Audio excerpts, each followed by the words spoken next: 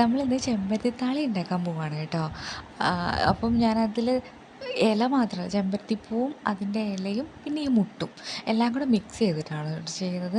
ഞാൻ ചെമ്പരത്തി പറിക്കാൻ വേണ്ടി പോയപ്പം റോഡിൽ കൂടെ പോയ ചേച്ചി പറഞ്ഞു, പൂവിനെക്കാട്ടിലും കൂടുതലും ഇച്ചിരൂടെ എഫക്റ്റീവ് മുട്ട് നല്ലതാണെന്ന് പറഞ്ഞു. അപ്പോൾ അത് ഒന്ന് നോക്കാം എന്ന് കരുതി. അപ്പോൾ മുട്ടൂടെ മിക്സ് ചെയ്തിട്ടാണ് കേട്ടോ ഞാൻ എടുക്കുന്നത്. ഞാൻ മിക്സിയിൽ അരയ്ക്കുന്നൊന്നുമില്ല, അല്ലാതെ തന്നെ നമ്മൾ കൈ വെച്ചിങ്ങനെ കുഴച്ച് അങ്ങനെ പിഴിഞ്ഞ് എടുക്കുകയാണ്. നല്ല രസമല്ലേ ഇങ്ങനെ ഇങ്ങനെ പിഴിഞ്ഞ് പമ്പ് ചെയ്തെടുക്കാൻ വേണ്ടിയിട്ട് അല്ലേ. അപ്പോൾ കുറേ ആയി പറയുന്നു ഇത് തേക്കണം തേക്കണം എന്ന്. നല്ല മുടി കൊഴിച്ചിലുണ്ട്, അതുപോലെ തന്നെ താരനുമുണ്ട്. അപ്പോൾ ഇന്ന് എന്തായാലും സമയം കിട്ടി, അച്ചായും ഉണ്ട്. അപ്പം വീഡിയോ ഒക്കെ എടുക്കാം, നിങ്ങൾക്ക് കൂടി ഷെയർ ചെയ്യാം എന്ന് കരുതി അങ്ങനെ എടുക്കുകയാണ് കേട്ടോ. മുടി കണ്ടില്ല, എല്ലാം പോയിട്ടുണ്ട്. നല്ല ഇവിടുത്തെ വെള്ളം എനിക്ക് തീരെ പിടിക്കുന്നില്ല, തലയിൽ മുടി നല്ലപോലെ കൊഴിയുന്നുണ്ട്. അപ്പം ഞാൻ പറയട്ടല്ലേ, എന്തായാലും അച്ചായിയുടെ തല